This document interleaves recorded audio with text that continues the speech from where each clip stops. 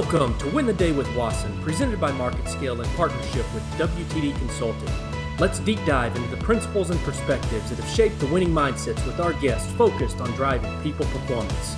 Confident our guests can help you unlock the coveted it factor that we believe is a learnable trait enabling the separation for success in a world of human commoditization. I'd like to welcome our audience once again. We're live in our studios here in Dallas at MarketScale. Really looking forward to sharing the wisdom and the intellectual fortitude that my guest to the left of me is about to present. I know him as Chad Stevens. The medical community knows him as an international recognized name of education across both sports and pain management. Can't thank you enough, Chad, for joining us. Welcome to Win the Day with Wasson. Thank you for inviting me on today. It should be a lot of fun. I think it's going to be fun, and I think for our audience that doesn't know you the way I know you, the ability for you to cast your journey, so to speak. So I want to take a step back, Chad. Yeah. Before you had the credentials behind your name, Right.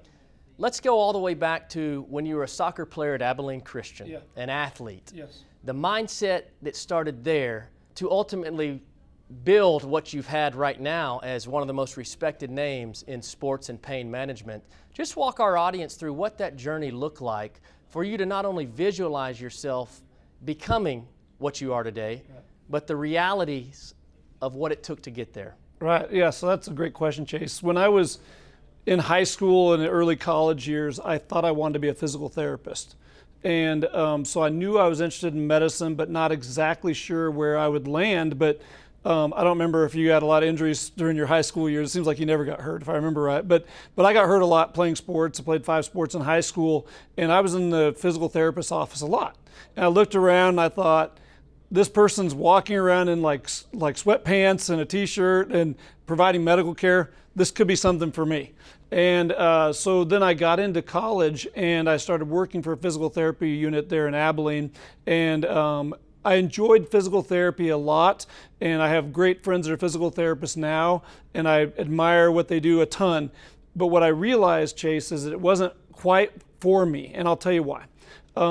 There were some great orthopedic surgeons in Abilene who did ACL repairs on multiple ACU athletes. I went to Abilene Christian University, and a lot of our athletes had ACL tears. I remember at one time like 8 guys in a hot tub, rehabbing their knees. And I could see that the doctors that had progressive and aggressive recovery plans for their protocols set, their patients did well. And the doctors that had very conservative and maybe too slow of plans, their doctors or their patient didn't do as well. Maybe they never even got their full range of motion back in their knee, maybe never returned back to sport. And so it hit me that I would never be good at following protocols. I wanted to be the one to set the protocols. And that was kind of an aha moment for me that I'm kind of going on the wrong pathway in a way. Still pre-med, it was still the same pathway, but I realized that I needed to be a provider. So then I started going down the pathways of what I thought I wanted to do with my life, and I enjoyed surgery, and I enjoyed making a difference with people, but I also liked, getting to know them, and I didn't want to just be a one-time person that they saw and never saw them again. I wanted to have an impact on their life, so to speak. And so that led me through, when I went through medical school and did my matching, I thought at first I wanted to do ear, nose, and throat surgery. So I did a bunch of different rotations, ear, nose, and throat surgery, did some interviews, and it led me down a pathway of getting into sports medicine and then pain medicine. And the reason I really enjoy the field I'm in is because I see people on a continual basis, and I get to watch the progress of their life. And what I mean by that is functional improvement through injury or through just chronic pain conditions, and getting them back to doing things they enjoy at a higher level than just kind of always being hampered by whatever is in their way. So you talk about constant improvement, you talk about kind of the journey and the things you enjoy from kind of that patient interaction that you get to play a big part of right now. You talked a little bit about your own journey and from ACU, obviously going into medical school, having success there. For our audience, Chad, not only do we have a lot of different healthcare professionals that are tied to Win the Day, this kind of mantra, we've also got clinicians that are probably in your shoes in a fellowship. Yes. What were some of the things that, as you look back, you learned through that process that have helped impact the way you treat patients even today? So that's a really good question too. I think that comes down to continually educating yourself and continually educating others. And I know that sounds very simplistic, but it's not, because not everybody has the motivation once they have, quote, arrived at a job to continue to make themselves better every day. But the idea that I am going to have new patients with new conditions present to my office, and I need to be the one to be able to pick up on what's going on and potentially be the one that treats them, gets them back to their life, was a driving force for me. And so the goal was always to try to be the best I could in my field and try to draw people from all over. A lot of doctors are very content with getting a good following, immediately proximal to their area. My goal has always been to think more global, at least more national, and get people coming from all over, because this is the person in the area who does more of these procedures, whatever those may be, than anybody else. So therefore, they may do them the best, and they have the best outcomes. And so that was always kind of my goal, is to kind of be like a niche pain doctor, and to make sure I could always provide the highest level new innovative procedures with easy recoveries and quicker return to work, and still get that same functional improvement. So one word you commented on that I know from knowing you that's so key is innovator. Mm-hmm.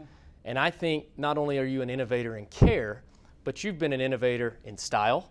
Not to tease you at all, but Chad is also probably one of the best dressed individuals that I know in healthcare, but that also ties into the brand that you've built as a practitioner. Right. Can you talk to our audience, Chad, around the brand, not only of Chad Stevens, but as Dr. Chad Stevens, that you try to portray daily in those patient interactions? Yeah, I love that question. Let me tell you a text I got yesterday.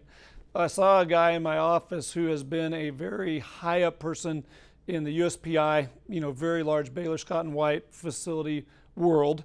And he sent me a text last night after I did a treatment on him yesterday, and it kind of touched on those things. And I never really thought about it this way, but he had gone back and researched the outcomes I had gotten on procedures I had done. And that was number one of the reasons why he came to me. He knows umpteen billion pain doctors, but he even mentioned in there a couple times that I've taken good care of myself through the years. And I never really had thought that much about it. But if you go to a doctor who is saying, I need you to do this, this, and this, but you don't believe they do this, this, and this themselves, then they're either an actor or a liar or both, right? And so my goal has always been to try to be able to portray the best I can be. And so I haven't always been like this, as you know. Chase, told me a while back that it may be time for you to step up your game. And when I started speaking at national meetings, international meetings, I realized that just like probably in sales, people kind of look at you as your first impression sometimes. And I thought to myself, well, if I'm wearing the best Lululemon pants, I must be making a good impression. And really what I was making an impression is maybe I'm going to the gym as soon as I finish this talk, right? So I don't think that everything about you is wrapped up in your appearance, but I think that it's important that you take care of yourself. I think it's important that you portray that you care enough about yourself and the brands you represent, be it your own brand or the companies that are sponsoring you to be at some event, that you want to look the best you can and present the best. Really, that's really the most important thing. Is if I'm asked to go to an event, I'm going to be well slept, I'm going to be well prepared, and I'm going to give them the best, doctor presentation I can possibly give them. Well, I think that's a testimony to obviously your personal values, but professionally, I think that lands very well on not only your patients, but also different entities and vendors that you work with. So I really kind of want to shift gears a little bit, Chad, and move towards, you obviously work with a ton of different vendors throughout your career. In the healthcare sector, obviously getting to an expert like yourself is the end game to be able to facilitate education, et cetera. What is it like on the provider side? What do you look for in a good vendor as far as the way they carry themselves or things of value they bring to you? The thing I think about the most is, what do my patients need? There have been times, Chase, where, let me just take you through the kind of how pain doctors develop. We learn a skill set where we can use our hands to pass needles or probes or whatever it is we need to be able to do on a patient through looking through a fluoroscope or a live x-ray or another scan or something, an ultrasound or something. So we get the hand skills to match what we're seeing with our hands, that we can physically do something to somebody, right? But then things come up and new companies innovate and new companies come up with newer products that are better for our patients. And so as a practitioner, I feel like my job is to try to stay up to date with those and lead the way on some of those things. And so, for instance, if a new product comes out, what it usually happens to me is I'm like, okay, is this something that I'm seeing on a regular basis in my office? Like if I'm seeing, bad example maybe, but if I'm seeing migraine after migraine after migraine after migraine, do I have a tool to treat migraine the best of anybody in this area, or is it just like anybody else take an Advil, right? And so those are a lot of times what drives my interests. Like and you might have loved this when you were a rep, but when I call a rep, it's like not a cold call, it's a warm call. It's like, I'm calling you because I think you have a product I need for patients that I take care of now. Would you be willing to come meet with me? And they're like, oh yeah, we've been by your office 20 times and been told you're too busy, right? You know that deal where the receptionist is like a bird dog getting people out of there. But that's a lot of what I do is I know what my patients in our area are looking for. I know what they need, and I try to be the person that has the things to offer that can help them. Well, I think that's obviously a testimony to the way you practice, but I also think it goes back to that mindset that we talked about at the very beginning. You've always challenged yourself to either push for excellence, and if you don't find excellence, you're going to gravitate to those that can help you get there through resources, et cetera. So I think that's been a big part of your journey. Yes. As we're kind of diving into that, Chad, and I know especially for practitioners, landing that great job right out of med school can be challenging. To our audience, and just advice to younger practitioners as they're navigating their journey similar to the way you have, what was that process like for you? What things did you learn, and how are you kind of making those applicable even now as you're educating to fellows all over the country? Well, that goes into the world of what I wish I could do over. I started into the national, international speaking world maybe 6 or 7 or 8 years ago. And here I am kind of in the middle to the latter part of my practice, whereas the fellows and people that are late medical school that are coming to these meetings and are learning different people they've gotten to know, learning different companies, different products. But as late medical students or early fellows, they're going to have a huge advantage when it comes to job finding. I kind of had the attitude, Chase, that I have a unique training with my sports medicine and my pain, and I'm going to be highly sought after. And the truth is I wasn't. In the sense that people didn't really know where to put me, right? If you're an anesthesiologist and you can do anesthesia one day and do pain management the next day, well, that's an easy plug and play.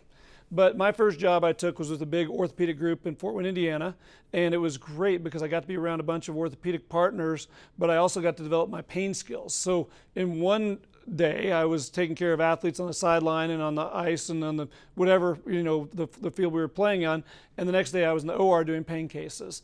And it gave me a chance to have kind of a second fellowship after my other 2 fellowships, or third fellowship I guess it would be, where I could learn on the job, if you will, what I really wanted to make out of my practice and learn. So my point 1 is find a practice you can get into where you can learn how you really want to develop it, but while you're under a partnership or a group that has already got several things in motion. You may stay there forever and be happy as can be, but if not, you can glean a lot of things about how you want to do things different when you start your own practice.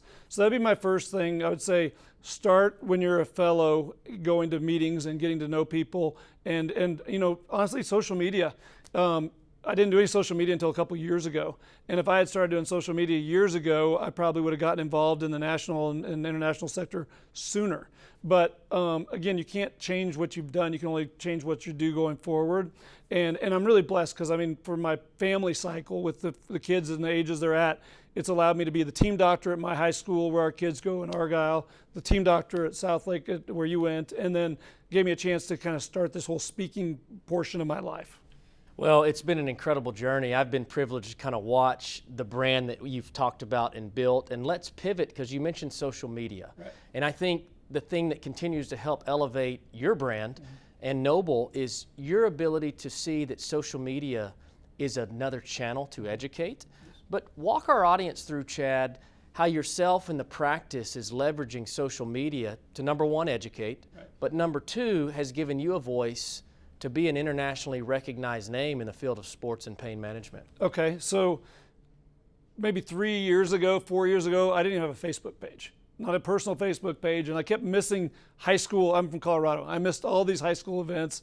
And finally we were home visiting. One of my friends are like, why haven't you come to any of our, our reunions? Or I'm like, I didn't know about them. Well, that's because we advertise that on Facebook.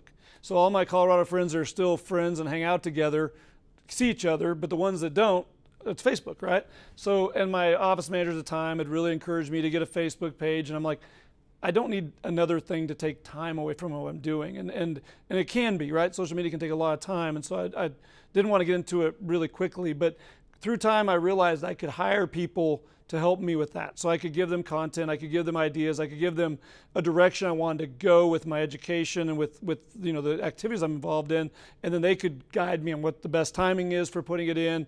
They could frame it in the best picture, whatever else. And so I've been able to find some really good people. Currently I have somebody called Lumen out of Argyle, and Darby does a ton of things for me, getting my posts on a timely part of the day where most people will see them.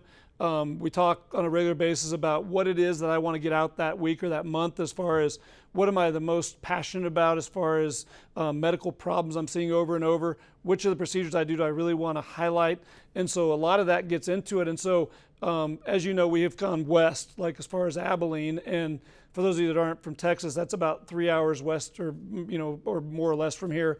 And part of what we do is when we're going to a new place, we put out a big radius of kind of a sector to Facebook and Instagram of some of the testimonials of people that I've worked with. And so testimonials have been really great for us, Chase. There's a lot of patients now come on, they're like, I had a good outcome, can I do a testimonial for you? And it used to be like begging people, if would you please do this for me? It'd be a real nice favor, to like, man, I love how you do your social media stuff. Can we be one of your testimonials? And so gradually it's kind of built itself, and other people have really helped me. I mean, I'm not the most creative person in the world. I'm a doctor, and I'm trying to make my social media that I'm a caring father, husband, doctor that people would want to come see. But it's hard to when you have to try to make some of your videos kind of silly or things like that to get a lot of likes. So it's a balance. I think it's genius. I think it's something that is giving your patients and even industry partners a sense of who is Dr. Chad Stevens. How does he think? He's a normal, regular, everyday individual who does have a family, but when it comes down to when you're in your office, they're getting not only exceptional care, but you're relatable. And I think that's one thing I'd like to dig into a little bit. Obviously, I get a chance to be around folks a lot smarter than me day to day in the provider level, but talk about relatability to patients and how you yourself leverage your interpersonal skills to really establish that rapport, bond, and trust with patients. So yeah, let me talk about relatability in the big sense of being a doctor first, and put it in this realm.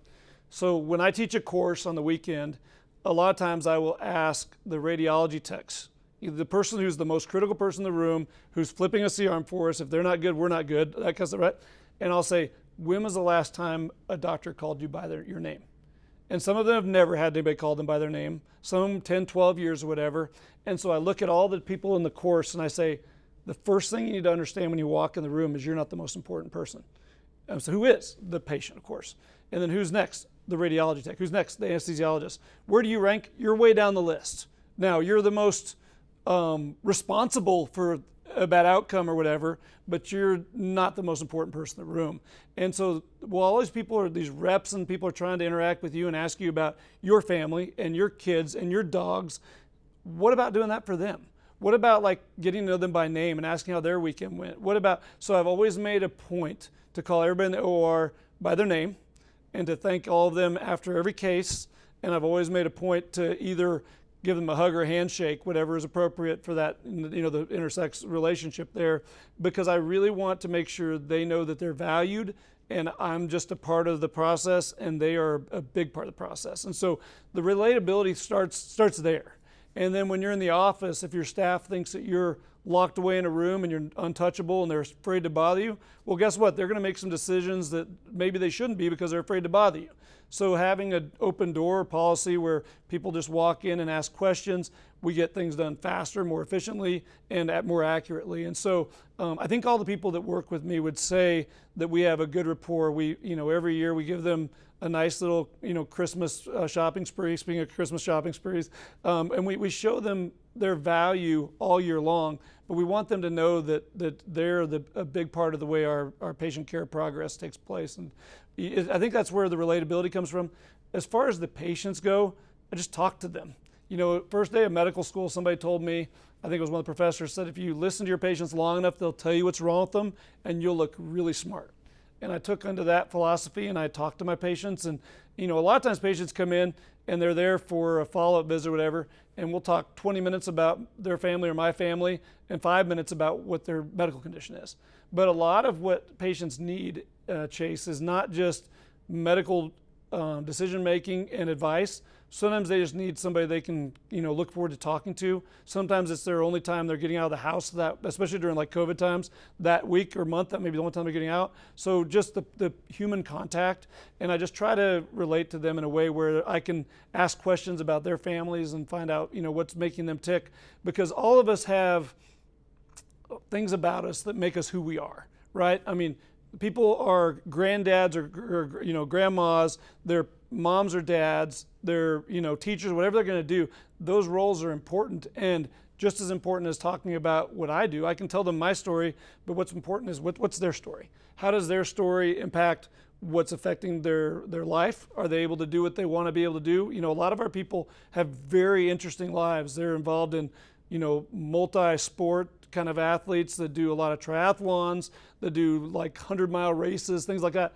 And I just, I can't even run, 50 yards, right? So I just try to look at my patients and say, what is so interesting about them and how can I make their life better? Well, I think it establishes comfort, number one. Yeah. The other thing, I think you touched on it, and it stems back to, as you've talked through kind of this brick by brick process, mm-hmm. you've developed this different mindset of approaching things. Mm-hmm. There's no I in team. Mm-hmm.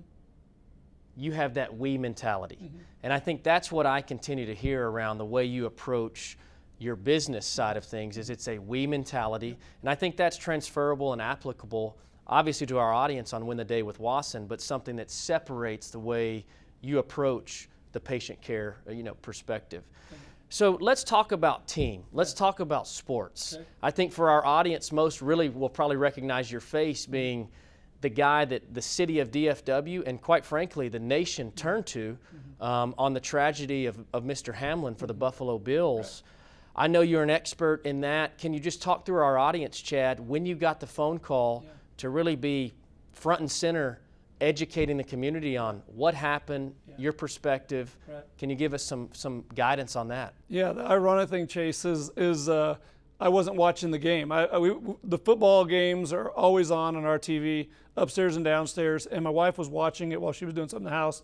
And I was actually in my study working on advanced cardiac life support because I was having to take my test that week because you have to keep up with these things yearly, right? And so it was ironic that came on at the same time, but she came and said, look, somebody's on the field, I think they're getting CPR. So I came in, I took a look, and I didn't know it right at that time, but within about 15 minutes, my phone started ringing from the various news channels. And so really quickly, I acquainted myself with what was going on. I had a pretty good idea of what I thought it was. And, there's still a lot of people are afraid to really say exactly what the presenting problem was, and they keep saying there's going to be more studies done. But let's just, for the argument's sake, say that what happened was relatable to a blow to the chest at just the right time in the QRS cycle of the heart as it's repolarizing, and that causes the heart to go into ventricular VFib. So then that's probably why somebody like that would have to get CPR. Sometimes they have to get shocked and back to rhythm. And so I think that's kind of what took place there. But what I want to highlight is something that is another group of people that oftentimes will kind of get overlooked. If you're an athletic trainer, you're not doing athletic training because it makes the biggest bucks. You're not doing it because it's on the middle of every camera of everything that happens. You're doing it because you love people and you want to help. And the athletic trainers and the team doctors on the field that day are the heroes, right? And I think Damar would tell you that himself.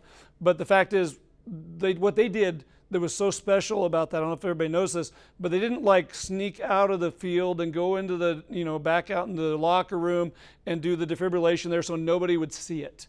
Granted, there was a lot of players around a circle kind of giving a insulated circle, but what happened on that field is something that happens a lot of places, but it gets pulled to the side and people don't ever see it happen. But all of America and all the world saw it that night, and they realized that, man, there are inherent risks in athletics, and the key is to be as prepared as you can be from a equipment standpoint and from being in the best shape you can possibly be in and having the best medical staff you can have. And so part of the interview process I did a lot of was talking to people about what I think happened medically and how you can avoid it. And then we got onto this big, well, what if it didn't get caught in the physical at the beginning of the season? Well, if it was what I think it was, what we call commotio cordis, which is a thump to the middle of the chest at the wrong time, that doesn't get picked up in your physical, right? So you can pick up on somebody who has a little bit of a abnormal or thickened heart, or somebody who has other things through an echocardiogram or an EKG,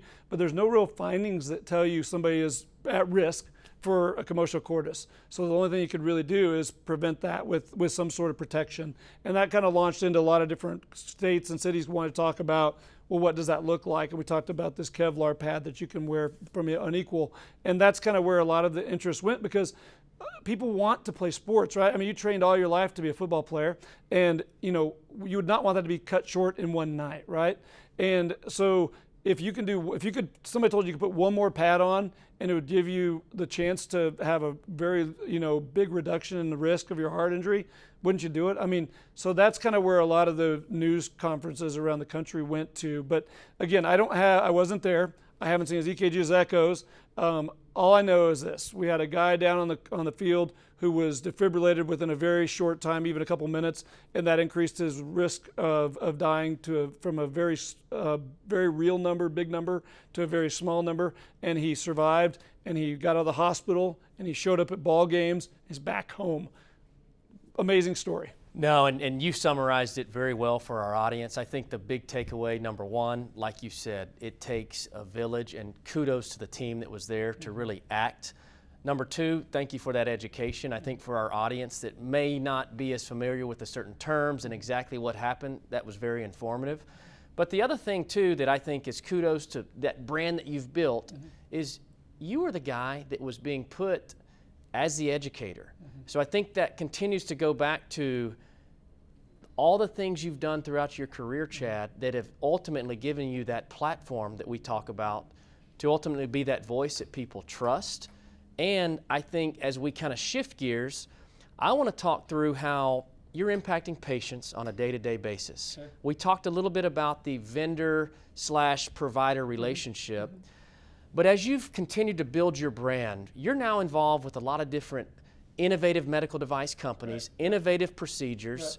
What are things you look for that says, this is something I want to get involved with? And just talk to our audience around some of those procedures and things that truly make yourself and Noble very unique. Okay, so when it comes to, part of that is the need for the practice. Again, looking to see what is not, who am I having to refer out a lot? Who do I see and I don't know what to do to help them? One of the most intimidating/frustrating thing as a practitioner is when you don't know what to do for somebody and you don't know who to send to. It doesn't happen very often, but sometimes people come in and you're like, I'm not sure what's wrong, and I'm not even quite sure where to send you for more specialty help. That is a really sick feeling. It makes you just feel like you're not qualified to be where you are, right? So most of the time when somebody comes in, pretty quickly, within a few seconds, you know what's wrong with them. And then the rest of the visit is built around trying to help them understand what the possibilities of what's going on are and what the possibilities for treating it are, right? So one of the things I was seeing a lot in my practice was, I'll give you an example, this thing called a Minuteman. I was seeing a lot of patients that had what we call instability of their lumbar spine, where the bones are slipping like Jenga blocks or offset a little bit, and that's causing degeneration of discs and tightening of their spinal canal. And so a lot of those people I would send off to surgery, and God bless them, we have a lot of great surgeons in our community. I'm thankful for all of them. But a lot of times if somebody's like sick or older, maybe they're not a good surgery candidate, maybe they can't withstand a 3-hour, 4-hour surgery. Those people were kind of being like, well, should we put them on meds? What should we do? And my goal, Chase, has never been to put people on narcotics, but to get them off of them, and to do that through procedures and through things that can actually change their course without having to be a pill that they count on, right?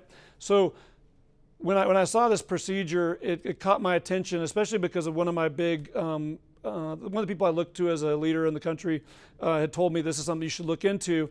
And when the CEO actually flew out and introduced me to the product, and as soon as we sat down and talked about it, I told him, I said, you're onto something here. I said, not only do you have a product that can reduce the amount of time it's going to take for people to get well and get back to their activities, and I said, it reminds me of back to your cardiology days, right? It reminds me of when cardiothoracic surgeons, they used to cut the chest open. Then we're faced with some patients who could go through a little small procedure through the vein in the thigh and do a stent. And so that coming of age kind of thing where times are changing and people want less invasive procedures, I need to be able to offer them less invasive procedures. And so surgeons started sending me patients like that. I had patients in my practice like that, and I didn't want to not have anything to offer them except for just go do therapy, right?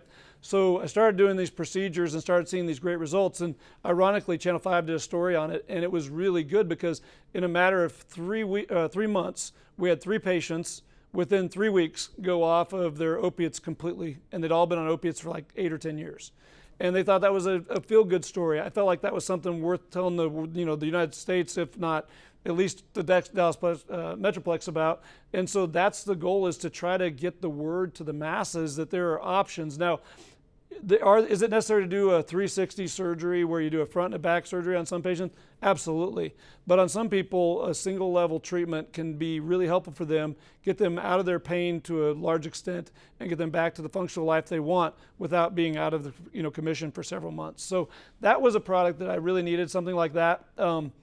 But there's been other things too where they're just things I see, like one procedure I do where I do nerve ablations of the knee, shoulder, hip, and the back. Most people do it of the back and the neck. That's been something we've done for years, but we've been doing a lot of the shoulder, hip, and knee because a lot of patients aren't ready for a knee replacement yet, right? It takes about 8 or 9 years for somebody to come to the decision, okay, I am ready to go on a knife for a knee replacement. In between, there's a lot of steroid shots, a lot of other kinds of shots, biologic we've talked about. There's a lot of things to do, but when you burn the nerves to the knee, you can buy people a year or 2 at a time, and you can do that repeatedly if you need to. And so things like that just really resonate with me, like ways to help people with small procedures, very, very low risk, and getting them back to a better quality of life until they're ready to do a big surgery, or maybe they don't have to do that ever. It just depends on the patient. Well, I think it's another thing that differentiates you, not only to patients, but obviously the medical community. And that's one thing I wanted to touch on a little bit, Chad, is yourself as an educator. Okay. I know you've got a ton of appreciation for the journey that fellows go through, but talk to our audience, especially those that are in this healthcare sector, around what you're doing as an educator, what topics you're speaking on, and even things as far as presentation skills you've garnered that are making yourself sharper, more appealable to an audience. Yeah. Just let's deep dive into that a little bit. Okay, yeah, I think the first step to becoming a good presenter is getting in front of a lot of people a lot of times. And I will always say that my time as president of my class in medical school, presenting to 200 people every day, some issue going on in the class, and having people kind of, some listening, some not, just being able to learn to get the audience to listen to you, that was important. Having the confidence to call people in the audience out and ask them questions, call them by name, learn the people in the audience, learn your audience, and know what you're really trying to present to whom is really important. So, I love public speaking. I love the chance to get in front of people and share something, if I have something to share, right? But there's also a lot of times I love just listening to other people do it. But I always admire somebody who has really fine-tuned their speaking skills, and they're articulate and they're thoughtful, and you can tell that's not something you just do naturally. That's like you said, it takes work. And so I think the best thing that's really been for me is learning to, when I do a presentation, like I was told the other day on Saturday, I did a presentation, and then the person that kind of evaluated me later said, I think my favorite thing about you is that you don't rely on the slides.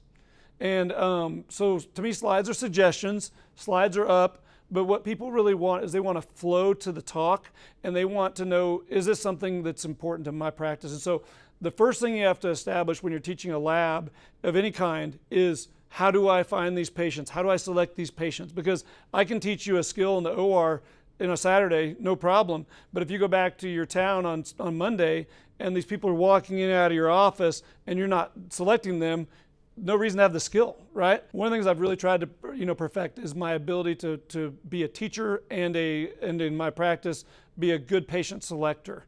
Because I really have I always joke about this, I kind of have a bad practice to do a lot of the procedures I do because I see so much in the way of sports medicine, and those don't ever translate into these SI fusions or Minutemans or anything like that.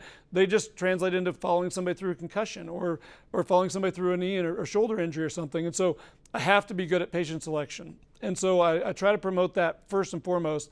And then, of course, the skill of the procedure is critical and paramount.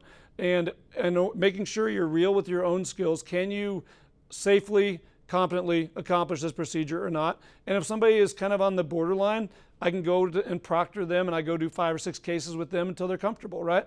My son is in another town proctoring a doctor today, or representing a doctor today, who the first time I went to help him, I had to proctor 5 of his cases. It was required by the hospital. The guy does some of the most procedures in West Texas now, and he does them very competently and very well. Some doctors just need that little, having another person in the room when they're there the first couple times. I mean, when you're doing your training, Chase, there's always somebody looking over your shoulder. And then one day you realize that I'm operating and there's no director behind me, it's just me. And that for some people is kind of an aha moment. It shows them they're either okay or they're not okay. And some people will freak out, or some people will go seek out.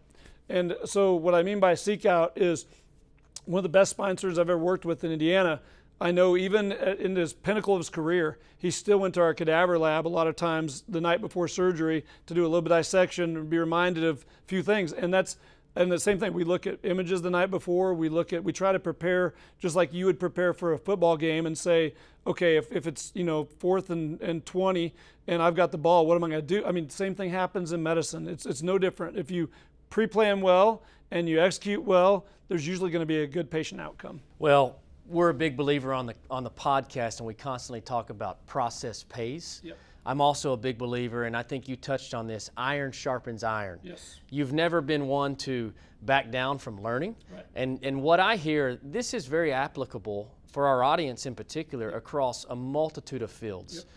Being a constant learner, so that when you're in that situation, in your example, when a patient's on the table, you have the utmost confidence that you're going to deliver for a positive result. So I appreciate that guidance, and especially for our audience, I think there's a lot of pearls to really tune in on. Okay. So as we shift gears, Chad, you're a man of sports. Yes. And I know faith plays a big part of your life as well that we haven't touched on. But as you've raised a successful family, hopefully not a grandpa yet. Not yet. We have a dog. There you go.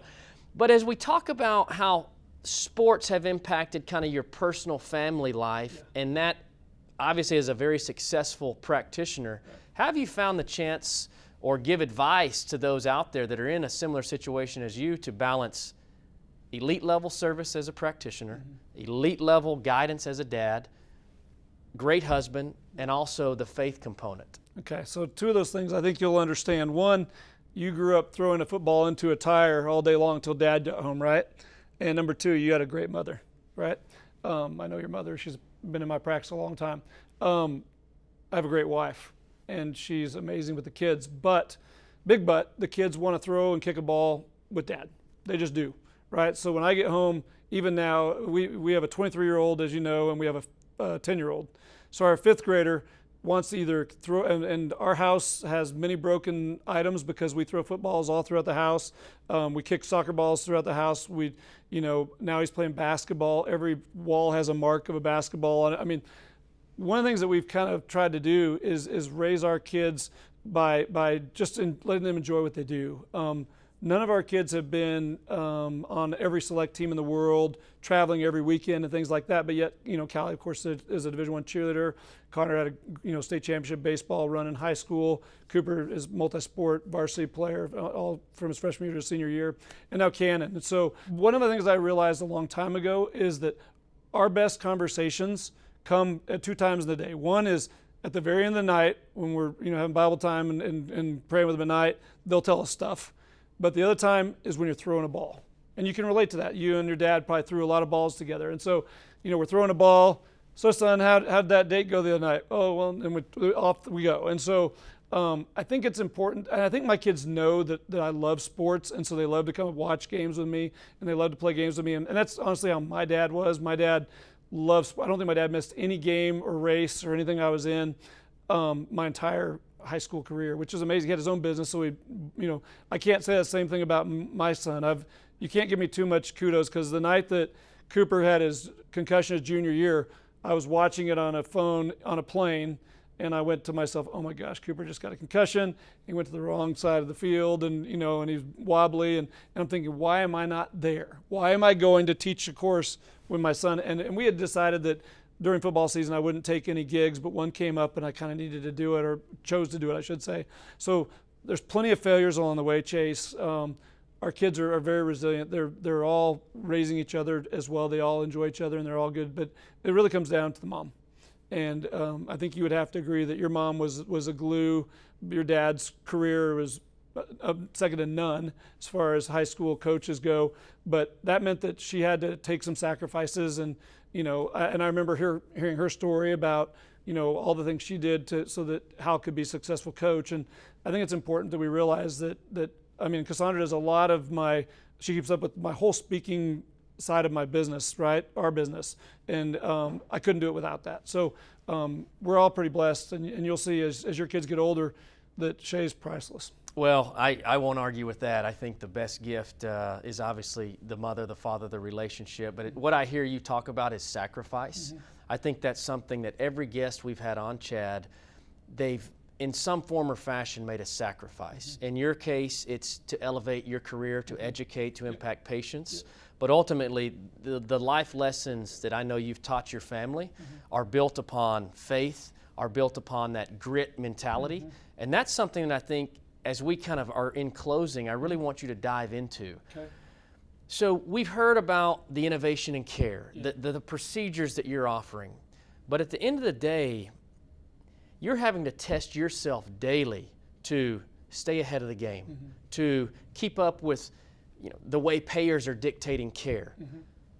Walk us through that mindset that makes you flip the switch to make every day an opportunity to win the day. Okay, so one thing people need to be thinking about is finding a mentor and being a mentor. And so I have certain people throughout the country that if a certain person starts, diving into a certain procedure, I know right away that it's something I'll be interested in, and I know it's beneficial, right? And there's people that do the same for me, that call me and say, hey, what's the latest thing to be involved in? So it's kind of like iron sharpens iron, that kind of thing. So I would say that's really critical, to find people that you want to be like and try to make yourself somebody that people would want to be like. And so there's a constant, especially with social media now, we can see what other people all throughout the country are doing in their practices and in their weekend courses and things on an ongoing basis. So it gives you a chance to kind of keep a barometer to go, yeah, okay, I'm not relevance necessarily, but I'm still in the middle of this circle of knowledge, and I'm still getting to be a part of the transitions and things that happen with new innovations. So that's that. Now, the second part of your question is probably the most frustrating thing I deal with, and that is trying to get the things that I know would be good for a patient approved by insurance. So, just a couple weeks ago, I had a guy cash pay for a procedure because insurance didn't approve it, over $20,000. We've had people pay over $70,000 for different procedures because they couldn't get approved. And so it's a really, really hard thing. And if you follow my social media channels, you'll see a lot of times I bring up the fact that these peer-to-peer calls we have to have with insurances that end up being losses because all they do is read you some policy that doesn't affect the patient, they don't know your patient, they haven't read the notes about your patient, they're just reading you a policy that says, yeah, we're taking time to go through this, but the answer is no. And you're just like, man, I've got patients that need these procedures and I can't get them accomplished. And so the rules change daily. The insurances change, what they will approve, what they won't approve. And so it makes it really hard to keep up. So my billing and coding people have a full-time job just to go, okay, so-and-so, decide they're not going to cover this anymore. And so now we got to figure out a way to do that. And so I wish in an ideal world, all the things that we've mentioned that are procedures that are good for patients, we could just do when they come up and they're necessary. But in reality, Chase, I spend a lot of time either advocating on phone calls or through emails or something, trying to get a patient approved for a procedure. And I honestly did not know that was going to be a part of medicine. I think it probably burns doctors out faster than anything else, is dealing with all the things we have to do with trying to get our patients taken care of the way we know is best, but being told no by somebody who doesn't know them or really, honestly, even care enough to know them. And so it's really frustrating to be a doctor in that world. Well, I can only imagine, but I will say the one thing that's a constant theme, and I think for our audience that's tuning in and really can probably hear the inflection in your voice, is there's passion.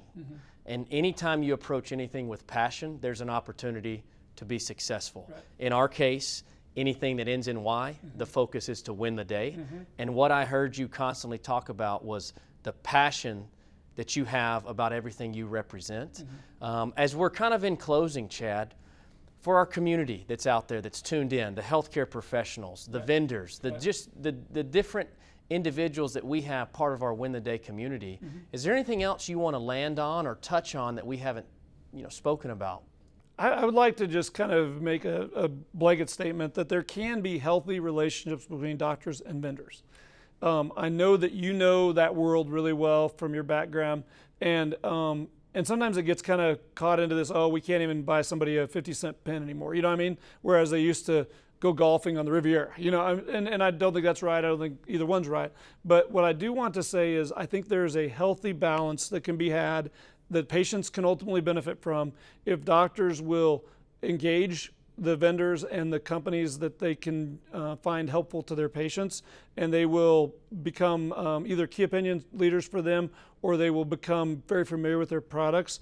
And it doesn't mean you're becoming married to industry. It doesn't mean you're not becoming married. There's a balance in everything we do, just like life. And I want to just let people know that you can be a doctor who embraces new technology and not necessarily be somebody who has to be gifted or be won over some way borderline illegally, So that's something I always try to let people know too, because of the amount of time I spend speaking, like we're going to Australia again and some other places we go where I've had a really neat opportunity to launch different products there. It's important for people to know that these are hard working days, and the goal of all of them is the same: to find other doctors and give them the tools in their hand to affect the patients they have in their practices the way they have in my practice. That's always the goal. That's music to my ears. Now, the one thing I do think that's very important as a vendor or a representative approaching a practitioner or provider like yourself is there needs to be value on both sides. Right. And ultimately, I think all vendors that are working in the industry for the right reason have the patient at the end game, which is obviously the way you're wired. So I appreciate you sharing that with our audience, because I know there's a lot of not only practitioners that we're speaking with, but also guys and girls that want to be great industry partners that are seeking out advice from experts like yourself on how do I approach, how do I win the day with this provider, when ultimately we all have the same shared outcome. So for our audience, Chad, I can't thank you enough. I think a couple pearls I took out of this conversation: you've had the vision since you were a young man to become a practitioner, a provider, ultimately the stage where you're impacting at a global level, education, which is kudos to you. Number two, passion. That's a theme that I think is transferable and applicable to our entire audience. So those two things, I think, is really what continues to separate yourself. And for our audience, not only a sharp dresser, but I think the constant theme is the patient is the first and foremost, the most important thing for you to deliver the outcome. 100%. So we end the show, Chad, with a couple things, and I think it will resonate with you very well. Okay. We rise, we grind, we shine, we impact. If the day ends in Y, we win the day. Thank you for tuning in. What a special guest and treat it was to have Dr. Chad Stevens join us. We look forward to the next episode. Thank you, Chad. Thank you, Chase. Appreciate it.